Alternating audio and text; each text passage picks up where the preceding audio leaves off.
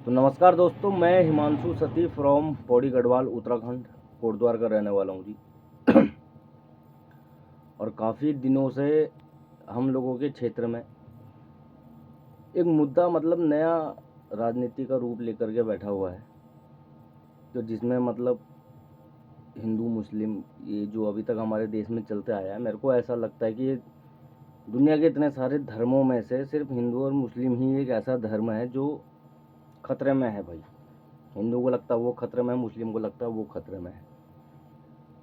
Other देश में, other countries में ऐसा नहीं है। ठीक, अब ये ऐसा क्यों है? ये कहाँ से ऐसी बात जन्मी कि हिंदू और मुस्लिम की बात होने लगी, धर्म की बात होने लगी? ऐसा क्यों? क्या कारण रहे होंगे जो आज ये सब कुछ देखना पड़ रहा है हमारे देश को? अगर भारत का संविधान जीवित है,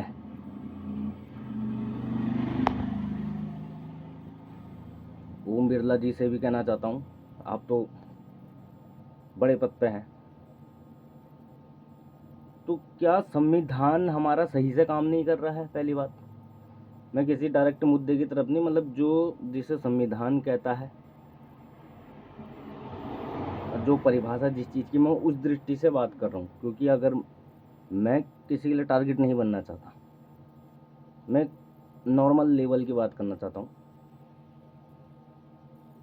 जो हमारा संविधान अंग्रेज देश छोड़ के गए थे इस शर्त पे, उसने कहा भैया तुम अपनी व्यवस्थाएं दिखाओ, तो जिसके अंतर्गत में 3 चीज़ें आई। सर्वप्रथम कार्यपालिका, न्यायपालिका और व्यवस्थापिका। ठीक, ये सामाजिक विषय का विषय है और अध्याय भी वही है।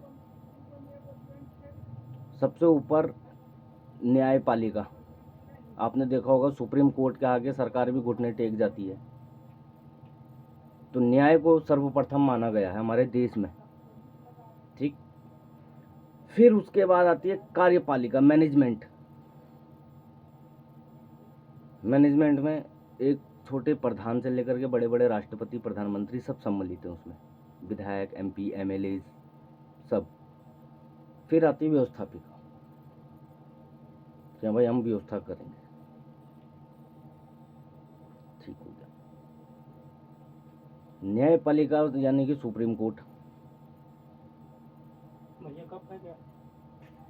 कैसा, चाय पीने वाला है या कैसा है? हाँ, चाय पीने वाला तो नहीं होगा, मगर कॉफ़ी पीने वाला है। देखिए जरा। ये ऐसे हैं, दे कैसे है वो? ये तुम्हारे लगा देंगे, ठीक रेट लगा देंगे। हाँ? या तो फिर ऐसा भी करवा सकते हो, तुम अपना फोटो वगैरह कुछ उसमें छपवा सकते हो। कितना लोगों? 150 रुपये लगते हैं। वैसे सादा का सादे के 100 रुपये दे देना। कम ले लो यार। नहीं हो पाएगा ना इतने में। मैं तभी तो कह रहा हूँ, देखो जब पैसा खर्च करना है, बात वो नहीं है। सादे में क्या है कि मैं अपनी चॉइस का डिज़ाइन आपको दे रहा हूँ। प्रिंट करने में कितना समय लग जाएगा? 10 मिनट। सुबह करवाता हूँ तो टाइम हो गया। सुबह कितने बजे आएंगे आप? अरे दूसरी समय आप करवा लूँगा तो कल शाम इसी समय मिलना, मेरे को फ़ोटो दे देना आप, मैं तैयारी करके रखूँगा। जैसे ही आप आएंगे, ये नंबर ले जाओ मेरा, इस साइड वाला है, हाँ ये ब्लैक साइड वाला, ये नंबर 6000 दो, पीछे गाड़ी वाले पे मत करना, इस पे करना। तो मेरे को फ़ोन कर लेना कि भैया मैंने फ़ोटो भेज दिया करके, मैं निकाल के बाद रख दूंगा। जैसे ही आप आएंगे तुरंत प्रिंट करके आपको दे दूंगा मैं। चले।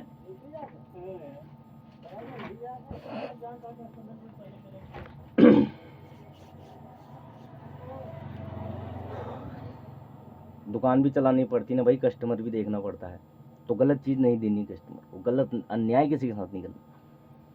तो ये है भाई मेरे देश की कहानी। ऐसा नहीं होना चाहिए। हम सब भारतवासी भाई बहन हैं, हम आपस में हर स्कूल में प्रतिज्ञा में यही बोला जाता है, मैं भारतवासी, हम सब भाई बहन हैं, हमें अपना देश प्राणों से भी प्यारा है, हमें इसकी मतलब अब तो काफ़ी टाइम हो गया मेरे को स्कूल छोड़े हुए, पर ऐसा कुछ है, हमें इसकी प्राणों से भी ज़्यादा रक्षा करनी चाहिए, मतलब इस प्रकार का प्रतिज्ञा है ये स्कूल में होती है। और जिस बच्चे ने स्कूल में पढ़ा होगा उसे पता होगा भाई, आजकल के मॉडर्न स्कूल नहीं तो उनका तो भयंकर इंग्लिश में हनुमान चालीसा गा दे रहे हैं यार, भयंकर। अब हम क्या कर सकते हैं। तो देखा जाए तो कहीं ना कहीं चीज़ें ख़राब है, मेरा मानना ये है। एजुकेशन डिपार्टमेंट को थोड़ा मजबूत करना पड़ेगा इस देश के। फिर आती है दूसरी बात, ट्रांसपोर्ट। और हम तो ड्राइवर आदमी, हमें मालूम है भाई। मिस्टर जू के उस्ताद नंबर पे तुम देख रहे हो। आज ये वीडियो थोड़ा अलग विषय का है, मगर कंटेंट होना चाहिए। तो समस्याएं जब उनका मंथन करो तो तब हल होती हैं। ऐसे हमारे महाराज जी कहते हैं, कोई समस्या है ना उसको मंथन करो, मतलब मथाई दो भयंकर। जैसे दही में से मक्खन निकल जाता है ना भयंकर, मथने से उसे तो मथना पड़ेगा, मंथन तो करना पड़ेगा। मंथन करने के लिए हमें चाहिए विचारों की रस्सी। विचार, जब एक चीज पे 100 बार विचार करोगे तो अलग अलग चीजें सामने आएंगी। जो पीछे पतंग देख रहे हैं, आज इसको मैं 5 अलग अलग तरीके से उड़ाया हूँ। एक बार टेढ़ी उड़ी मैंने उड़, एक बार फटी भी उड़ी तब भी उड़ाई, क्योंकि हवा बहुत तेज है इधर। तो हर चीज़ पे मंथन करो। ये था कि उड़ानी है, जब तक फटेगी नहीं तब तक इसे तोड़ूंगा नहीं। कभी तारों में जा रही निकल जा रही, कभी कहीं फंस रही फिर निकल जा रही। अब यार क्या किस्मत है वही पतंग की। तो मेरे दोस्तों, सब राजी खुशी रहें, सब स्वस्थ रहें, मस्त रहें, सबके घर में सब कुछ हो। बस यही तो चाहिए हमारे देश में, और क्या चाहिए। अमेरिका का एक बिग 22 बॉम्बर जहाज है, पता नहीं कितने पैसे लग गए उसे बनाने में। अगर नरेंद्र मोदी जी चाहें, ऐसे ऐसे 100 विमान, क्या 1000 विमान एक बार में आ जाएं भारत में। अगर मेरे जैसा आदमी प्रधानमंत्री होता तो मैं ये नहीं सोचता मैं मेरे प्राणों का क्या होगा, ये मेरे पद का क्या होगा।